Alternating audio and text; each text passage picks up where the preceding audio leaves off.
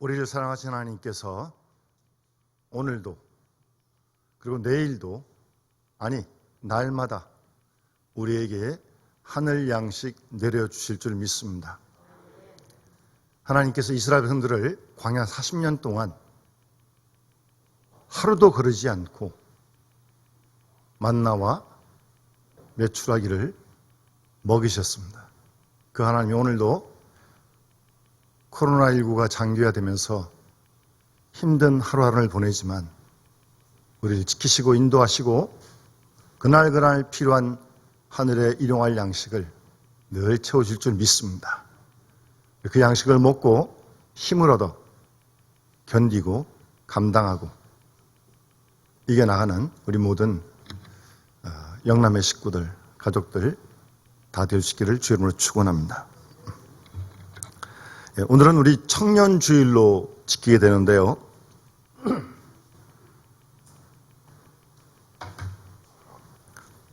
먼저는 우리 청년들을 위해서 기도해야 할 줄 압니다. 우리 교회 청년도 물론이지만 오늘날 우리 청년들이 여러분 아시는 대로 N4 시대라고 정말 힘든 때를 살아가고 있잖아요. 우리 청년들을 위해서 같이 함께 기도해 주시고요. 청년들을 위해 기도하실 뿐만 아니라 우리 부모님들도 여기 계신 어르신들도 청년답게 신앙생활을 할 수 있도록 그렇게 기도하실 수 있기를 바랍니다. 여러분 예수님이 33세 세상을 떠나지 않으셨어요? 여기 제가 가보니까 33세 대부분 다 넘으셨는데 그러니까 주민등록 나이는 주민등록 나이일 뿐이고 거기에 관계없이 신앙생활을 주 안에서 말씀 안에서 잘 해가시면 예수님을 점점 닮아가는 거 아니겠습니까? 그렇다면 예수님이 33세에 돌아가셨는데 아무리 주민등록 나이가 많다 할지라도 신앙생활을 잘 하시면 항상 청년 예수의 모습을 닮아갈 줄 믿습니다. 우리 그런 신앙생활을 꿈꾸고 욕심냅시다. 그렇게 합시다. 영원한 청년 예수를 닮아가는. 생각만 해도 심장이 뛰지 않습니까? 주민등록 나이는 그냥 가는 거니까 놔두시고 우리 그런 믿음을 좀 회복했으면 하는 마음이 간절합니다. 그래서 청년주일을 맞아 말씀을 준비하다가 오늘 본문에 바나바라고 하는 인물을 발견하게 됐습니다. 바나바 대단한 분이십니다. 우리가 정말 이 바나바를 모델 삼아서 우리 청년들도 우리 모든 어르신들도 이 바나바와 같은 신앙 믿음의 주인공들이 다 되었으면 하는 마음이 간절합니다. 여러분 우리가 잘 아는 대로 사도행전 2장의 오순절 마가 다락방 이후 초대교회가 크게 부흥하고 성장했습니다. 안정도 되었고요. 유무상통하고 정말 아름다운 교회로 성장했습니다. 그런데 그들은 예루살렘 안에 안주하려고 하는 그런 경향이 있었습니다. 이대로 괜찮으니까요. 예수님께서 승천하시면서 오직 성령이 너희에게 임하시면 너희가 권능을 받고 예루살렘 온 유대와 사마리아와 땅까지 이르러 내 증인이 되리라고 말씀하셨는데 내 증인 되라고 하는 이 주님의 마지막 부탁을 깜빡 잊은 것 같아요. 그냥 그러고 예루살렘 교회로 안정되게 만족하고 그러고 지내고 있었던 것입니다. 그런데 하나님께서는 그걸 원치 않으셨습니다. 잘 아신 대로 사도행전 8장에 가면 스데반 집사가 순교를 당하지 않습니까? 7장에서 그로 말미암아 환난이 핍박이 임하게 됩니다. 그래서 원치는 않았지만 이들이 흩어지게 되었습니다. 원해서 흩어진 건 아니고요. 환난과 핍박이 있자 사도 외에는 다 흩어지게 되었습니다. 그래서 성경을 보면 먼저는 빌립이 사마리아로 갔고요. 그리고 그 다음에 여러분 잘 아시는 대로 베드로가 고넬료의 집에 가서 전도합니다. 가이사라입니다. 가이사라. 네, 그렇게 흩어진 교인들이 내려와서 오늘 본문에 안디옥이라고 하는 도시까지 내려오게 된 것입니다. 그 당시 안디옥은 로마, 알렉산드리아 다음으로 세 번째로 가는 아주 큰 도시였습니다.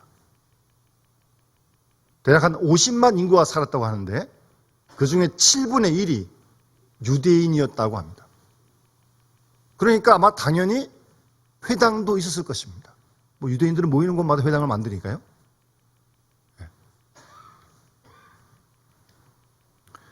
사실은 이어지는 내용을 보게 되면 이 안디옥 교회가 세계 선교의 중심이 되고요. 이 시점부터 기독교가 세계 종교로 발돋움하는 선교사적으로 보게 되면 아주 중요한 시점입니다. 오늘 본문에 이 안디옥이요. 안디옥까지 왔는데 누가 가자고 해서 간 거 아니고요. 원해서 간 거 아닙니다. 그냥 예루살렘에 안주하려고 했어요. 그러나 혼란과 핍박이 있자 어쩔 수 없이 그들은 피할 수밖에 없었던 겁니다. 누구의 선교 열심도 아니고요.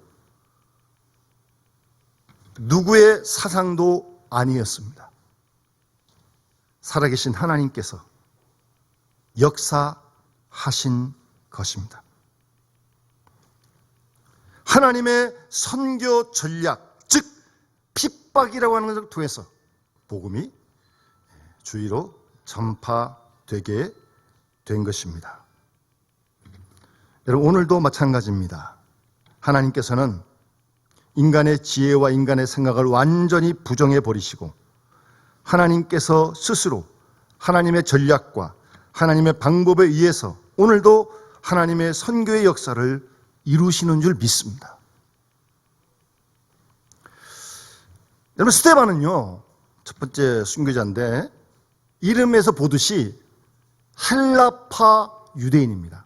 그러니까 이스라엘 그 자국 내에 있는 유대인이 아니고 흩어져 있는 이방 땅에 있는 그런 유대인이었습니다. 헬라파 유대인이었습니다. 그가 순교하게 되자 흩어진 자들이 이방 땅으로 가면서 전도를 하게 되고 안디옥에 이르게 되고 안디옥 교회까지 그들이 세우게 되었던 것입니다. 그래서 8장 4절에 보시면 그 흩어진 사람들이 두루 다니며 복음의 말씀을 전할세라고 말씀하고 있습니다. 핍박으로 흩어진 사람들이 두루 다니면서 복음의 말씀을 전했다고 그렇게 말씀하고 있습니다. 그들이 흩어질 때는 그들이 원하는 곳으로 가는 것이 아니라 정처 없이 살기 위해서 그리고 신앙 지키기 위해서 고향을 떠나고 친척을 떠나고 재산을 버리고 다 이방 땅으로 갔던 것입니다. 떠날 때는 인간적으로 불행하게 나섰지만 그들은 방황하면서 이런 생각을 하게 되었습니다. 왜 우리가 여기까지 왔느냐? 왜 내가 이 고생을 하고 있느냐? 내가 왜 이 재산을 다 잃어버렸느냐? 왜 직업도 떠나야 했느냐? 도대체 뜻이, 하나님의 의미가 어디 있느냐라는 것을 그들은 묻기 시작했던 것입니다. 흩어진 그 현실 속에서 그들은 하나님의 뜻을 깨닫고 복음을 전하게 되었던 것입니다. 흩어질 때에는 어쩔 수 없이 흩어진 것이지만 그들은 흩어진 현실 속에서 자원적으로 복음을 전하는 그런 역사를 이루게 된 것입니다. 여러분, 우리도 오늘도 코로나19가 장기화되는 이 어려운 시점에 우리가 살고 있습니다. 들려오는 뉴스를 보게 되면 갈수록 그 어려움이 우리가 생각하는 이상으로 우리의 생활 모든 영역에 지금 퍼져가고 있는 그럴 때를 살고 있습니다. 우리가 원하는 것 전혀 아닙니다. 그러나 이것이 우리의 현실입니다. 우리는 지금의 이 현실 속에서 하나님의 뜻이 어디 있는지 본문의 주인공처럼 선교적인 의미를 찾으면서 우린 자발적으로 이 상황에서 복음을 전하는 일을 힘써야 할 줄 믿습니다. 가끔 교회의 뉴스를 접하게 보면 이 어려울 때이기 때문에 또 교회가 할 일이 있다는 거죠. 해야만 할 일이 분명히 있다는 것을 알고 또 그 일을 시작하는 그런 움직임들이 있습니다. 그들은 두루 다니면서 복음을 전했고 그것이 이제 안디옥까지 이르게 되었던 것입니다. 그리고 중요한 것은요, 이 흩어진 사람들이 대부분 헬라파 유대인들인데 헬라파 유대인들이니까 헬라 말을 다 할 줄 알거든요. 예? 그러니까 흩어진 이방 땅에서 언어 소통이 되는 거예요. 그러니 복음을 전할 수 있는 거죠. 말이 통해야 복음도 전하는 거 아니겠습니까? 이미 하나님께서는 이 헬라파 유대인들을 부르셔서 그들을 통해서 이 어려운 상황에서 계속해서 복음의 구원의 역사를 이루어 가고 계시다는 사실을 우리는 발견하게 됩니다. 우리 교회도 그렇습니다만 오래전에 10여 년 지났습니다만 우리가 러시아 선교회 지금도 동선교를 통해서 하고 있습니다만 우리 교회 이름으로 그곳에 시골에 개척한 교회도 있고요. 여러분, 그 러시아뿐만 아니라 아시아 쪽에 가면 고려인들이 다 있습니다. 우즈벡, 키르기스탄 그런 곳에도요 고려인들이 다 있습니다. 고려인이 누굽니까? 일제강점기 때 원치 않아 그쪽으로 옮겨졌던 분들 아닙니까? 우리가 똑같이 생겼어요. 물론 젊은 사람들은 한국말 못하지만 어르신들은 한국말 다 할 줄 압니다. 그러니까 제가 러시아 갔을 때 그 고려인들이 그 러시아에 복음 전하는 일에 그러니까 한국에 선교사가 가니까 그들을 만나 한국말 통하니까 그들의 복음 전하고 그들을 통해서 그 사람들도 물론 러시아 말 할 줄 아니까 그래서 거기 있는 목사님, 선교사님이 그러시더라고요. 하나님이 이 때를 아시고 벌써 수십 년 전에 고려인들을 심어 놓으셨고 그들이 여기서 복음 전하니까 그들을 통해서 복음이 확장되고 있다는 정말 아주 오묘한 역사를 말씀한 얘기를 제가 들었습니다. 지금도 마찬가지예요. 헬라파 유대인이기 때문에 헬라어를 할 줄 알기 때문에 이방 땅에 가서 그들에게 복음을 전할 수 있다는 사실입니다.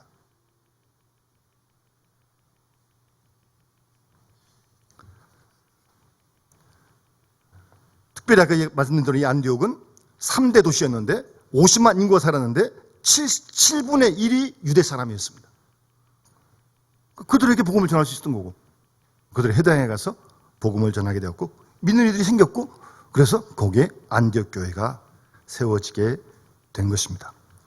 그러니까 이렇게 안디옥 교회가 점점 커지고 확신되다 보니까 예루살렘 교회가 교회의 연합을 위해서 오늘 본문에 보면 바나바를 파송합니다. 예? 바나바가 지금 안디옥까지 파송을 받아 왔습니다. 와서 오늘 23절 말씀 보세요. 아주 중요한 말씀입니다. 바나바가 이르러 하나님의 은혜를 보고 기뻐했다고 말씀합니다. 바나바가 지금 그곳에 안디옥에 가서 하나님의 은혜를 보고 기뻐했다고요. 그들이 복음을 전하고 그러니까 21절에 주의 손이 그들과 함께 하심에 수많은 사람들이 믿고 죽게 들어오더라 그랬잖아요. 그러니까 이런 일들이 있었거든요. 그러니까 그런 현실을 보고 바나바가 하나님의 은혜를 보고 기뻐했다고 말씀합니다. 뭐 몇 사람이 모였는가, 어떤 일이 생겼는가, 과거에 어떤 사람이었는가, 그런 거 묻지 않았습니다. 이방 사람이냐 유대 사람이냐 그런 것도 묻지 않았습니다. 다만 바나바는 이방인이건 유대인이건 예수를 믿고 구원받는 사람들이 있는 그 모습을 보고, 야, 하나님의 은혜가 여기 있군. 그걸 보고 바나바가 기뻐했다고 말씀하고 있습니다.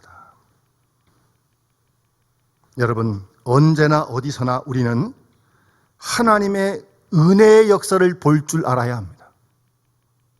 여러분, 가까이에서도 우리 주위에 있는 사람들을 통해서 하나님의 역사를 우리가 경험하지 않습니까? 제가 지난 주간에 전화로 신방하는 중에 어떤 집사님 가정에 이사를 할 생각을 가지고 살던 집을 3월에 매매를 했습니다. 곧 가게 될 줄 알았죠. 그 근처로 가려고 그러시는데. 근데 지금 갈 집을 계약했어요. 근데 살 집이 팔려 갈 거 아니겠어요. 계약금 했고 이제 지난 주간에 중도금을 치를 때였는데 살고 있는 집이 팔리질 않는 거예요. 말도 못하고 아주 기도 정말 많이 했다고 그러시더라고요. 그래서 수요일 날 중도금을 지불해야 되는데 월요일 날 계약을 하게 됐다고 너무나 감사하다고. 네?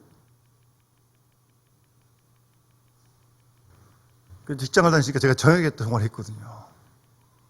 정말 인간이 할 수 있는 게 아무것도 없더라는 겁니다. 정말 열심히 기도했다고. 그래서 가계약하고 이제 수요일 날 중도금을 지불해야 되는데 한 고비를 넘길 수 있어서 너무나 감사하다고. 여러분, 그런 일에 하나님의 은혜의 역사 아닙니까? 제가 그 전화를 듣고 그 얘기를 통하면서 제가 저녁에 피곤한 시간이었는데 얼마나 저도 기뻤는지요. 하나님의 은혜의 역사를 보고 바나바가 지금 기뻐하는 거예요. 여러분, 그런 일은 꼭 큰 일만 그런 게 아니에요. 작은 일도 얼마든지 하나님의 손길의 역사를 우리가 충분히 볼 수 있습니다. 눈이 열리면 그 은혜를 보고 기뻐할 수 있어야 되는 거예요.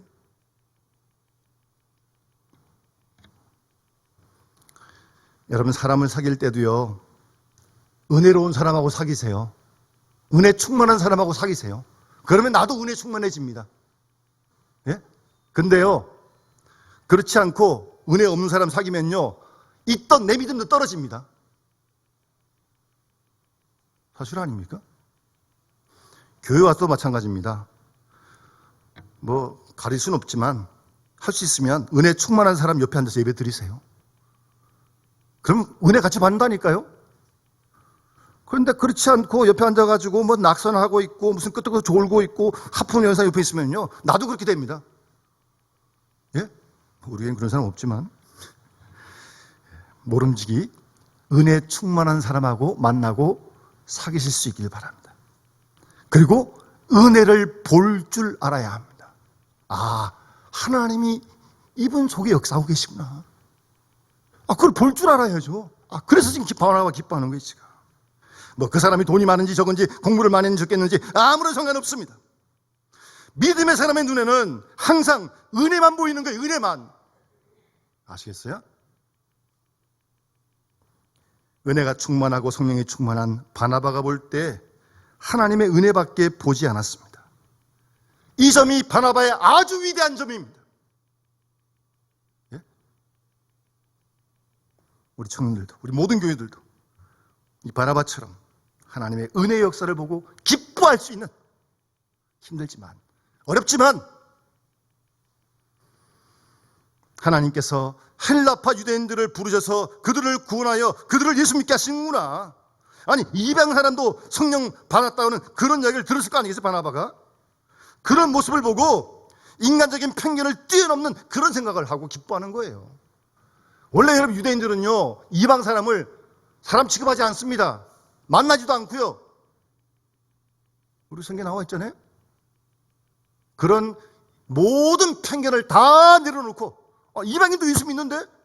방언을 받고 성령 충만한데? 그 속에서 하나님의 은혜 역사를 보던 거예요. 그래서 기뻐했던 겁니다. 하나님이 이방 사람도 구원하시는구나. 그 사실을 발견한 거예요. 하나님의 역사가 바로 이곳에 나타났구나. 그걸 보았기 때문에 바나바는 크게 기뻐한 것이고, 이어지는 말씀 보게 되면 이 본 말씀에 굳건한 믿음을 가지라고, 마음으로 주님과 함께 머물러 있으라고 그렇게 권면하고 아무런 말하지 않습니다.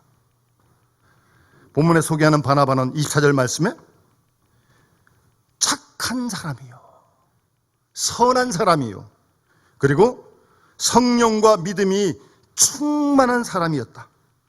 이에 큰 무리가 주께 더하여지더라 라고 말씀하고 있습니다. 이 한 사람 바나바 때문에 많은 사람들이 주께 더하여져요. 예? 우리를 통해서, 우리 청년들을 통해서. 여러분, 그런 우리가 된다면, 우리 청년 된다면 이거 얼마나 하나님 기뻐하시겠어요.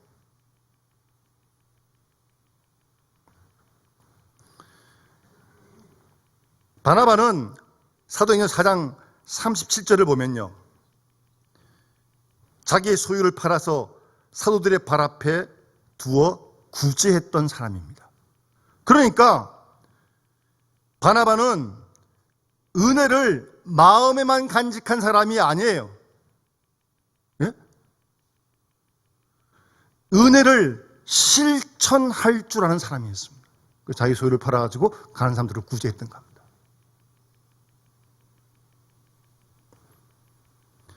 그리고 무엇보다 바나바는요, 특별히 사도 바울의 옹호자가 되었다는 것이 참 큰일입니다. 이 기독교로 봐서도 굉장한 일입니다. 여러분, 사울이 바울 됐지만, 부활의 예수 만났지만, 그가 예루살렘 갔거든요. 가서 내가 예수 만났다 얘기를 하는데 누가 믿어줘야죠. 조금 전까지 예수 믿는 사람 핍박하고 잡아가지고 막 그랬던 사울인데 그 바울을 누가 믿어줍니까? 야, 이것도 무슨 엉뚱한 짓 하려고 지금 사람 속이는 게 아닌가? 아무도 믿지 않았어요. 성경 보면. 그럴 때 바나바가 바울을 믿어줍니다. 바나바가 바울이 어떤지 모르겠어요? 다 압니다. 그럼에도 불구하고 주께서 저 바울 속에 역사하고 계시구나 라는 걸 믿어줬어요. 바울 속에 역사하신 하나님의 은혜의 역사를 바나바는 보았고, 그가 아나니아에게 가서 세례받고 그런 걸 다 들으면서, 야, 하나님이 거기서도 역사하시는구나 라는 걸 바나바는 알았던 것입니다. 그리고 바울을 믿었고, 믿을 뿐만 아니라 많은 주위 사람들에게 바울을 추천했습니다. 이 사람 이런 사람입니다. 바울이 뭐 자기 얘기할 수 있나요? 듣지도 않는데, 안 믿어주는데 바나바가 이 바울을 세우게 됩니다. 바나바가 먼저 바울의 사람됨과 그리스도인됨을 알아보고 많은 사람들에게 추천하고 그를 옹호했던 것입니다. 아마 그 일이 없었다면 바울은 바울 되지 못했을 것입니다. 생각해 보세요. 그런 면에서 바나바는 정말 중요한 사람이고 아주 덕망이 높은 사람입니다. 덕이 있는 사람이에요. 믿음에 덕이 있어요. 덕이. 구체적으로 몇 가지 살펴보면 바나바는 우선 다른 사람의 장점을 볼 줄 아는 사람이었습니다. 여러분, 사람의 장점을 보지 못한 사람은 불행한 사람입니다. 사람이 장점도 있고 단점도 있는 거 아니겠습니까? 장점인 사람이 어디 있고 단점인 사람이 어디 있어요? 다 같이 있어요. 그 와중에 장점을 보아줄 수 있는 그런 덕이 있는 사람이라니까요. 은혜의 사람은 남의 장점을 봅니다. 약점도 있고 장점도 있지만 덕 있는 사람은 그 사람의 장점을 봅니다. 바나바가 그런 사람이고요. 그리고 바나바는 바울을 정말 알아보았어요. 다른 사람은 다 못 믿겠다고 의심했지만 바나바는 변화된 사울을 알아보았습니다. 인정해 주었어요. 여러분은 다른 사람의 변화하고 중생한 것을 얼만큼 인정할 줄 압니까? 우리는 때때로 예수 믿고 새 사람이 된 것을 보면서도 과거 그 사람이 정가져였는데, 과거 이런 실수를 보는 사람인데라고 그 사람의 오늘의 변화된 모습을 인정하지 않으려고 하는 그런 경향이 참 많습니다. 그 사회적으로도 그 낙인이 한번 찍히면요, 그거 오명받기가 참 어려워요. 이미 다 그런 생각에 다 젖어 있기 때문에. 그런데 그 사람이 정말 변했다면 변한 거 아닙니까? 자기는 회개하고 세상으로 사길 바라면서도 다른 사람의 회개는 인정하지 않습니다. 자기는 변한 모습을 알아달라고 하면서 다른 사람의 변한 존재를 인정하지 않으려고 합니다. 심지어 남의 족보까지 들먹이면서 이런 말 저런 말 막 하는 거죠. 그런데 바나바는 전혀 그러지 않았습니다. 지금의 바울의 그 모습 그대로를 받아들이고 인정해 주었다는 겁니다. 사울 때 한 일 뭐 누구보다 더 잘 알지 않아요? 바나바가? 그럼에도 불구하고. 그래서 바나바가 위대한 것입니다. 예수님 사람을 핍박했던 사울이지만 주님의 능력이 더 큰 것을 알고 있었고 그 예수로 말미암아 변화하고 중생한 바울임을 바나바는 믿었던 것입니다. 그리고 자기의 명예를 걸고 바울을 적극적으로 추천합니다. 그러니까 바나바는 다른 사람의 허물을 용서할 줄 아는 사람입니다. 여러분, 사람이 털어서 먼지 안 난 사람이 있습니까? 지난날에 큰 허물이 있었지만 그 모든 걸 용서하고 돌아보지 않았던 아주 덕이 있는 사람입니다. 정말 큰 사람입니다. 뿐만 아니라 성경을 잘 읽어보면 이렇게 훌륭한 바나바인데 성경은 바울은 점점 높아지는데 갈수록 바나바는 그 존재조차 희미해집니다. 뭐 이름도 잘 나중에 나오지 않아요. 관심도 없고. 그런데도 바나바는 흔들리지 않습니다. 시기하거나 질투하지 않습니다. 이런 말 한마디 할 수 있잖아요. 바울에 대해서 내가 추천해 줬다. 내가 천구한 사람이다. 내가 키운 사람이다. 그럴 수 있는 거 아니에요? 바나바는 전혀 자기를 내세우지 않습니다. 하나님의 크신 역사 앞에서 인간적인 모든 질투, 시기, 좁은 마음 다 내려놓습니다. 그리고 전적으로 하나님의 뜻만을 앞세우는 그런 사람이 바로 바나바입니다. 사람을 세울 줄 압니다.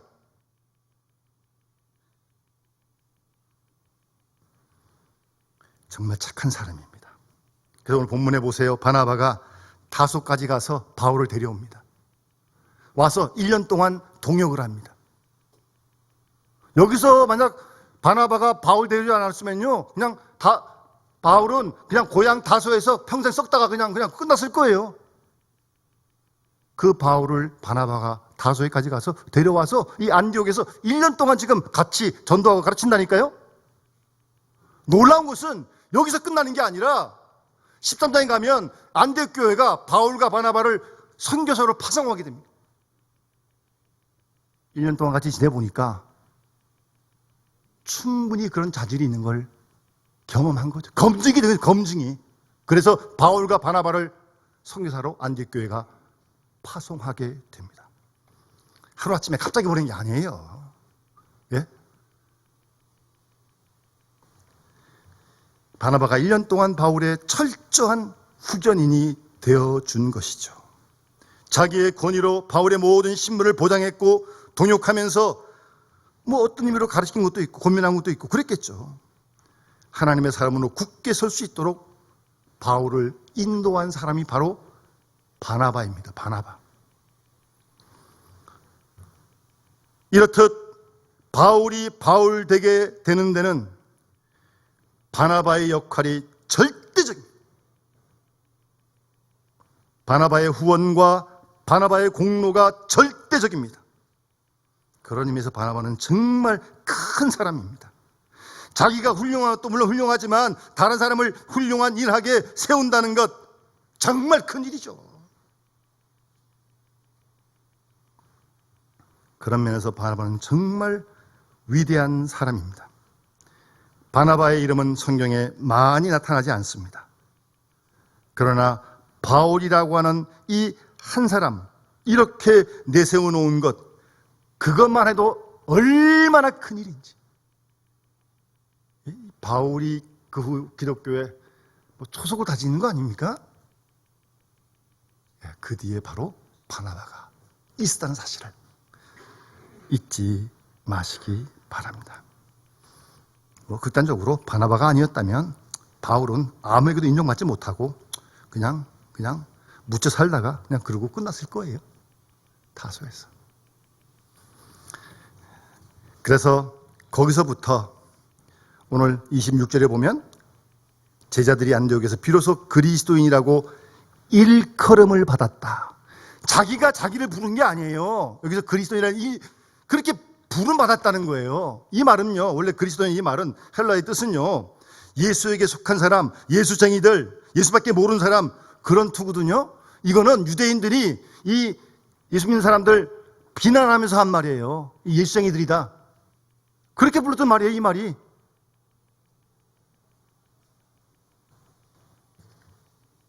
그렇게 불려졌던 그 그리스도인이라는 이름이 오늘날 우리에게까지 지금 내려온 거 아니에요? 그래서 성경학자들은 이렇게 얘기를 합니다. 그 당시까지만 해도 기독교는 유대교의 한 종파였는데 여기서 그리스도인이라고 불리면서 기독교는 완전히 유대교로부터 독립하는 그런 계기가 되었다고 그렇게 말을 합니다. 예수를 중심한, 예수만 높이는, 그리스도를 머리란 그런 공동체, 예수쟁이, 비난하며 불렸던 그 이름이 오늘날 우리에게도 전해지는 그리스도인이라고 하는 이름이 되었다는 말씀입니다. 우리 오늘 청년주의를 맞으면서 우리 청년들뿐만 아니라 이 자리에 예배하는 우리 모든 믿음의 식구들, 가정에서 예배하는 모든 믿음의 식구들까지 여러분 바나바를 한 주간 동안 계속 묵상하시면서 정말 이 바나바처럼 이 바나바처럼 하나님의 은혜의 역사를 보고 기뻐할 줄 알고 힘든 가운데서도 그리고 믿음의 덕이 있어서 허물도 용서하고 장점을 보면서 칭찬하고 사람들을 세워갈 수 있는 가정도 교회도 세워가는 그런 귀한 일꾼들이 다 되어지나. 그래서 정말 많은 사람들에게 산소같이 아주 싱그러움을 주고 안 그래도 힘든데 지금 용기를 주고 소망을 줄 수 있는 그럼 우리 모든 믿음의 식구들 되시기를 주님으로 축원합니다. 우리 찬송가 575장 찬양 드리면서 봉헌하도록 하겠습니다.